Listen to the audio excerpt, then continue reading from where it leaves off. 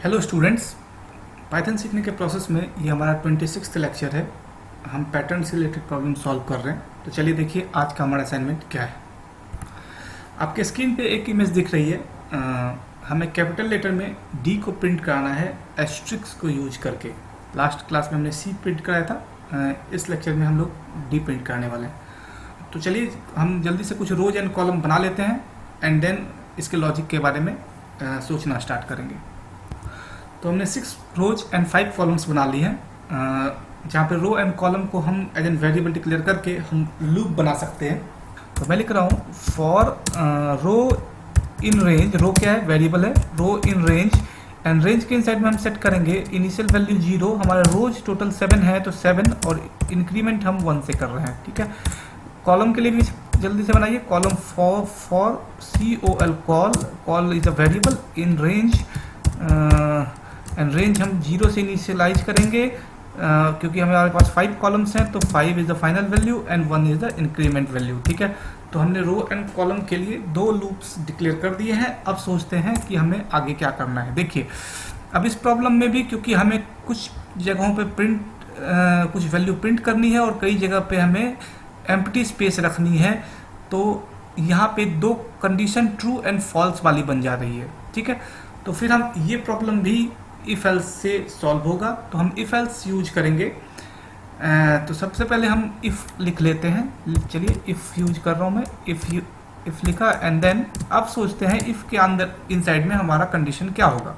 फिर से इस प्रॉब्लम को भी हम स्मॉल पार्ट्स में डिवाइड करेंगे और पहले इंटायर प्रॉब्लम को ना देख के उस छोटे पार्ट के बारे में सोचेंगे।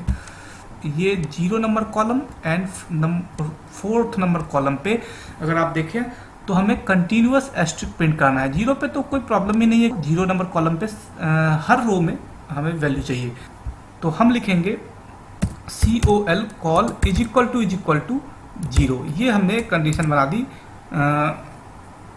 कॉलम नंबर 0 के लिए। ठीक है। और दूसरा हमें क्या प्रिंट करना है? दूसरा हमें प्रिंट करना है column number 4, right. Column equal to 4। ठीक। तो कॉलम 4 पे अगर आप चेक करिए तो यहाँ पे कुछ प्रॉब्लम है। कॉलम 4 पे हमें हर जगह पे वैल्यू नहीं चाहिए। हमें 2 ऐसे जगह चाहिए जो एम्प्टी होने वाली हैं। ठीक है।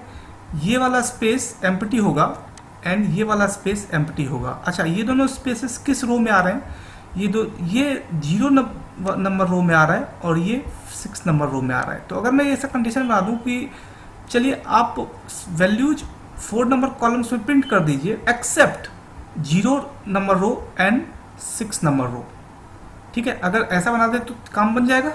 ठीक है। मीन्स कि हम चाहते हैं कि 4 पे वैल्यू तो प्रिंट हो बट 2 स्पेसेस 2 रोज को छोड़ के 0 नंबर रोज छोड़ दें एंड 6 नंबर रोज छोड़ दें। तो इन 2 रो पे कोई वैल्यू प्रिंट नहीं होगी and rest of the values हमारी प्रिंट हो जाएंगी। ठीक है। तो बस चलिए यही इसके लिए मैं कोड लिख देता हूँ। Col equal to 4। ये ठीक है, मुझे 4 पे प्रिंट करानी है वैल्यू, बट कब प्रिंट करानी है? हमें 2 चीज़ों को स्किप करना है। हमें रो नंबर 0 पे कोई वैल्यू नहीं चाहिए। तो मैं लिख रहा हूँ row is not equal to 0 and row is not equal to कौन सी रो? 6 नंबर 6 रो, राइट। तो देखिए इससे क्या होगा, ये वाला पूरा का पूरा जो सेक्शन है ये एक सेक्शन हो गया हमारा।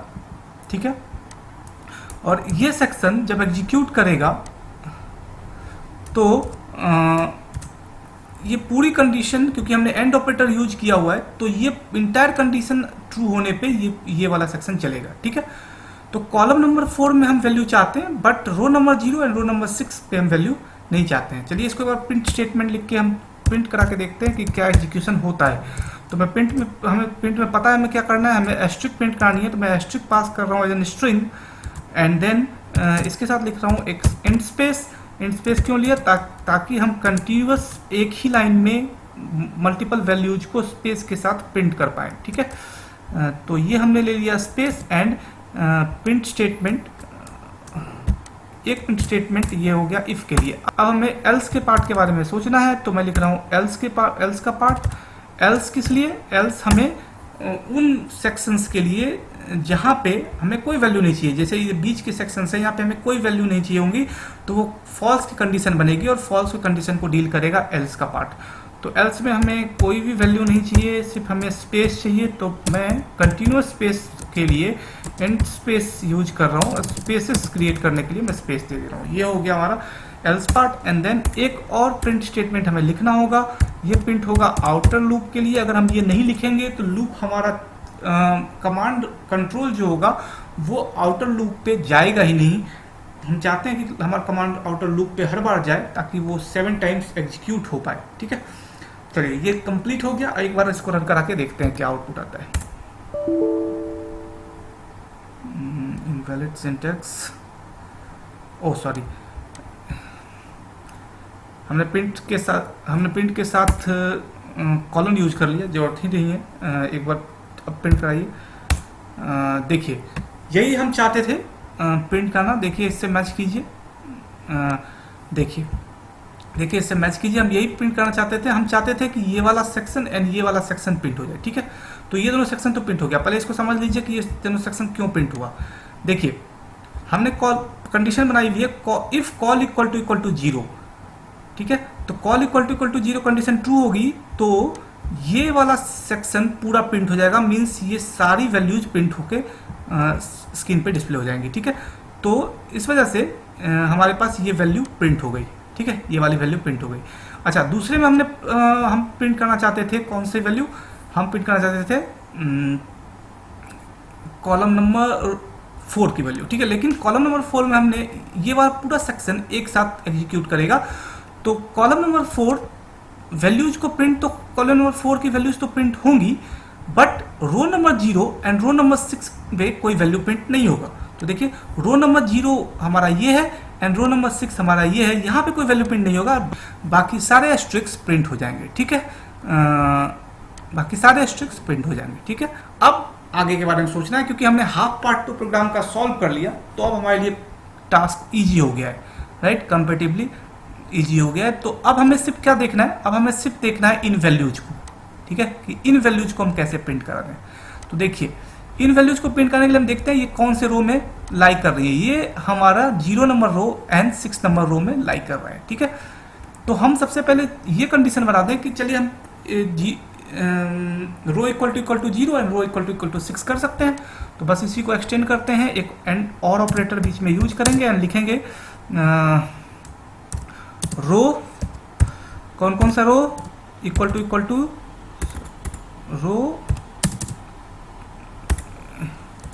Equal to 0। ठीक है, और रो इक्वल टू 6, इसी दोनों में वैल्यू प्रिंट करनी है हमें। एक बार फिर से नहीं होता है तो आप चेक कीजिए। देखिए रो इक्वल टू 0 ये वाला एंड रो इक्वल टू 6 ये वाला, इसी दोनों में वैल्यू प्रिंट करनी है, क्योंकि ये सारे वैल्यूज उसी रो में आ रहे हैं, लाइक कर रहे हैं। ठीक है, लेकिन अब कंडीशन ये है कि हम इसमें चाहते हैं कि दो जगह पे वैल्यू तो प्रिंट ना हो, क्योंकि हम ऑलरेडी इस जगह पे वैल्यू प्रिंट कर चुके और हम इस जगह पे वैल्यू प्रिंट कर चुके, और हम ये भी चाहते हैं 4th नंबर कॉलम में हमारे पास कोई वैल्यू प्रिंट ना हो, यहाँ पे और यहाँ पे। ठीक है, तो हम इन दो स्पेसेस को स्किप कर सकते हैं। तो हमें कंडीशन क्या बनाना पड़ेगा, देखिए ये वाला लाई कर रहा है 0 नंबर कॉलम में और ये वाला लाई कर रहा है 4 नंबर कॉलम में। ठीक है, तो हम कंडीशन क्या बना देंगे, हम कंडीशन बनाएंगे एंड, क्योंकि हम दोनों ही कंडीशंस को सेटिस्फाई करना चाहते हैं, तो एंड के साथ हम लिख रहे हैं कॉल इज ग्रेटर देन 0।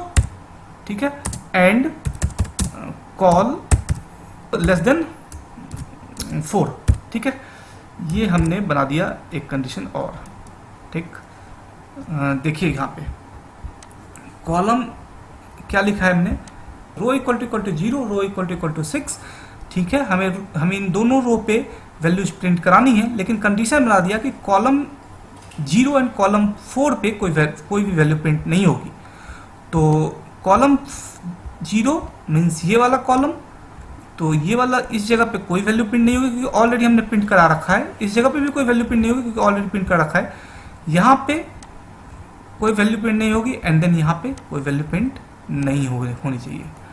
ठीक है, बस इतना सा ही हमारा टास्क था। हम दोनों ही भी वैल्यूज प्रिंट नहीं करना चाहते थे, दोनों ही कॉलम्स पे हमने वैल्यू प्रिंट नहीं कराई। मीन्स ये पूरा का पूरा सेक्शन स्किप जाएगा, ये भी सेक्शन स्किप जाएगा। तो एक बार चलिए इसको एक बार रन करा के देखिए, आउटपुट आना चाहिए। F5 प्रेस किया मैंने, ये देखिए ये हमने आउटपुट ऑब्टेन कर लिया। ठीक है, इसको थोड़ा और अप्रोप्रिएट बनाना चाहते हैं तो हम स्पेस इंक्रीज कर देंगे। चलिए यहाँ पे मैं कुछ स्पेस इंक्रीज कर देता हूँ। अगर हमने यहाँ स्पेस किया तो यहाँ भी स्पेस इंक्रीज कर देता हूँ। अब देखिए जरा सा, ये देखिए ये हमारा डिजायर्ड रिजल्ट मिल गया हमें। ठीक है, तो आई होप कि आपको ये समझ में आया होगा कि हमने कैसे ये रिजल्ट ऑब्टेन किया। इसी तरह से मैं हमेशा कहता हूँ कि प्रॉब्लम को स्प्लिट करना सीखिए। आप इंटायर होल में देखेंगे तो वो आपको डिफिकल्ट लगेगा, आप उसको छोटे पार्ट में डिवाइड कर दीजिए और एक जगह से कहीं से आप लॉजिक बनाने का सोचिए, बिल्कुल प्रोग्राम बनेगा। इसी तरह से आप प्रैक्टिस करते रहिए। आने वाले लेक्चर्स में हम और भी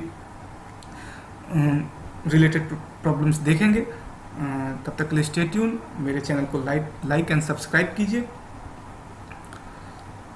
शेयर कीजिए ताकि मैं ऐसे ही और भी वीडियोज बनाता रहूँ। Thank you.